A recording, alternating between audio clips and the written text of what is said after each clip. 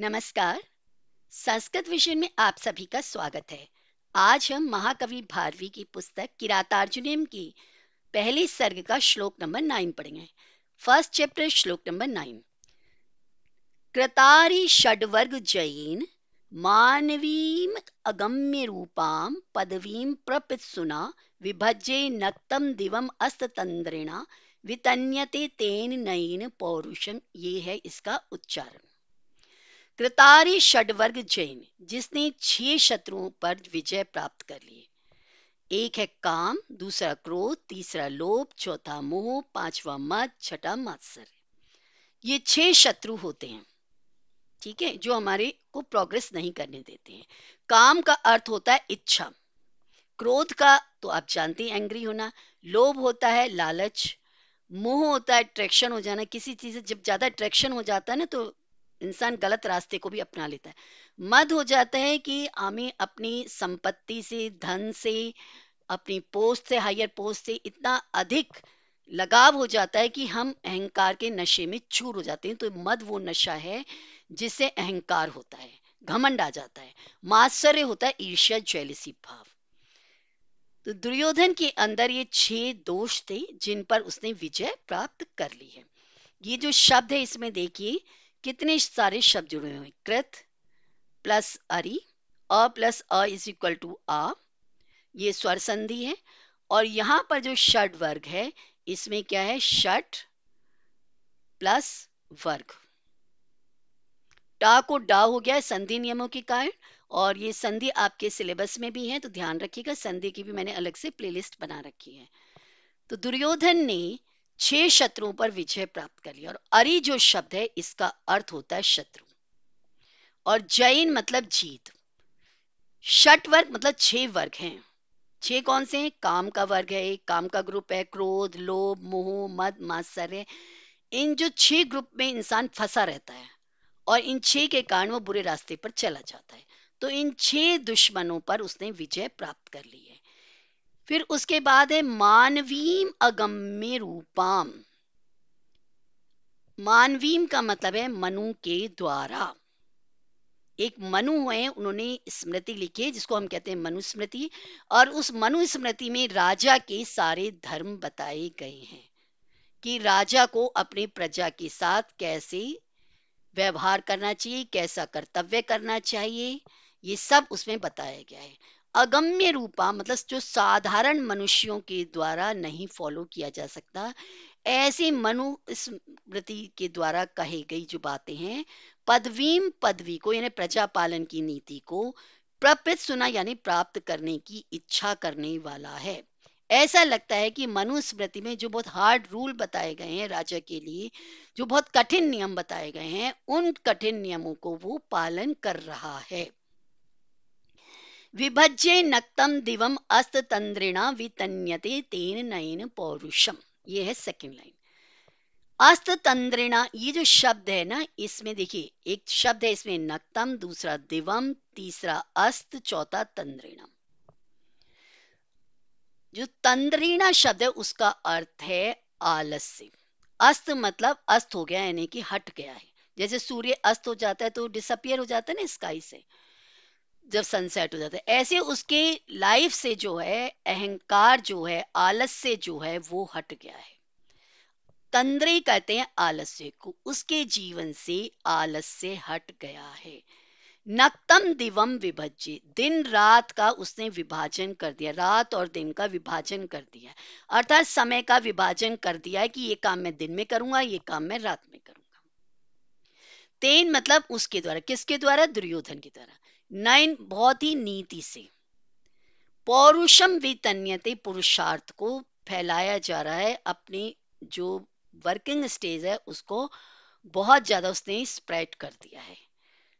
वो बहुत ज्यादा हार्ड वर्किंग हो गया है, यानी कि अब उसके अंदर आलस्य नहीं है। और जो काम दिन में करना चाहिए उसे दिन में करता है, जो काम रात में करना चाहिए उसे रात में करता है।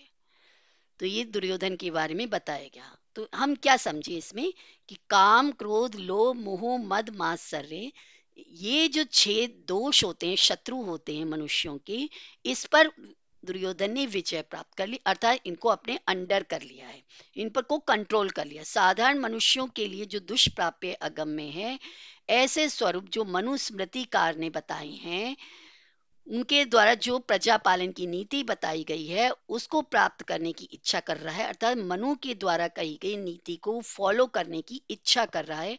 और आलस्य अर्थात तंद्रा का परित्याग कर रहा है, आलस्य को छोड़ रहा है, आलस्य को तिलांजलि दे दी, अर्थात बिल्कुल भी आलस्य नहीं है उसके अंदर। उस दुर्योधन के द्वारा रात और दिन का विभाजन करके ये कार्य दिन में करना है, ये कार्य रात में करना है, इस प्रकार का विभाग करके नीति से अपने पुरुषार्थ का, अपनी मेहनत का विस्तार कर रहा है। चारों तरफ यही फैल रहा है कि दुर्योधन बहुत मेहनती हो गया है।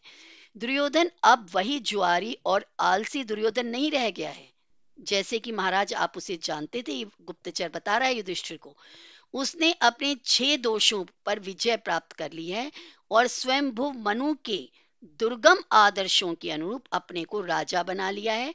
उसमें आलस्य तो जरा भी नहीं रह गया, दिन और रात सब में उसके पृथक पृथक कार्य निश्चित हैं। उसके पराक्रम को नैतिक शक्ति का बल मिल गया है और इस प्रकार वह दुर्जय बन गया, यानी कि उसको जीतना मुश्किल हो गया है। दुर्योधन अब एन आइडियल किंग बन गया, आदर्श राजा बन गया। वह सद्गुणों से संपन्न हो गया, अच्छे अच्छे गुण, गुड गुड क्वालिटीज आ गई हैं उसके करेक्टर में। स्मृतिकार जो मनु है, उनके द्वारा जो नीति कही गई है, प्रजा का शासन कैसे करना है, वैसे वो कर रहा है। वह रात दिन मेहनत कर रहा है। इस प्रकार वह प्रजा को अपने अनुकूल करने का पूरा पूरा प्रयत्न कर रहा है, जिससे प्रजा आप लोगों को भूल जाए। तो देखा कैसे कर रहा है दुर्योधन। अब हमने इस श्लोक से क्या समझा है, एक बार देख लेते हैं। कृतारि षड्वर्ग जैन मानवीम अगम्य रूपाम पदवीम प्रपित्सुना विभज्ये नक्तम दिवम अस्ततंद्रिणा वितन्यते तेन नयन पौरुषम। ये हमने इसका उच्चारण पढ़ा था। इसमें युधिष्ठिर का गुप्तचर वनेचर दुर्योधन के बारे में बता रहा है कि दुर्योधन कैसे हस्तिनापुर में शासन कर रहा है। जो युधिष्ठिर का राज्य था, उस पर कैसे उसने कमांड बना रखी है और कैसे वो हस्तिनापुर में अपनी अच्छी तरह से कीर्ति को फैला रहा है। तो वो कितना हार्ड वर्किंग है ये बताया गया है। और जो उसके अंदर 6 बैड क्वालिटीज थी, उस पर उसने विजय प्राप्त कर ली। कृतारी षड्वर्ग जैन, अरि दुश्मन, षड्वर्ग जो 6 वर्ग हैं, जैन जीत कृत कर ली है। किसने? दुर्योधन ने। मानवीम अगम्य रूपाम, मानवी मनु के द्वारा निर्धारित राजा कैसे प्रजा का पालन करे, जो प्रजा पालन की नीति राजा के लिए बताई गई है मनु के द्वारा, उस पदवी को वो प्राप्त करने की इच्छा कर रहा है, प्रपित सुना प्राप्त करने की इच्छा कर रहा है। नक्तम दिवम विभज्य, रात दिन का विभाजन करके, अस्त तंद्रिणा, अस्त अस्त हो चुका है, तंद्रिणा आलस्य, उसके जीवन से आलस्य अस्त हो चुका है, यानी आलस्य नहीं है, वो बहुत मेहनती है। तेन, उस दुर्योधन के द्वारा, नए नीति के द्वारा, नीति से पौरुषम पुरुषार्थ को वितन्यते फैलाया जा रहा है।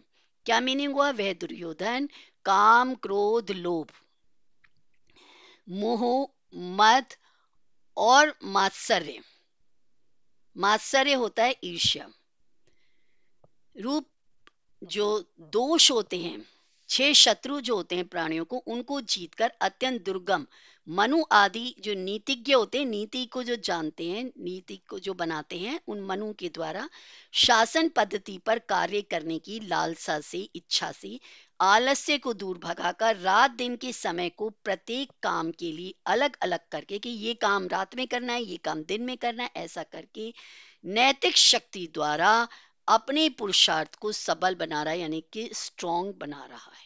वो ऐसा इसलिए कर रहा है ताकि सब ये सोचें कि दुर्योधन तो बहुत अच्छा राजा है, अब हमें युधिष्ठिर नहीं, अब तो हमें दुर्योधन ही चाहिए।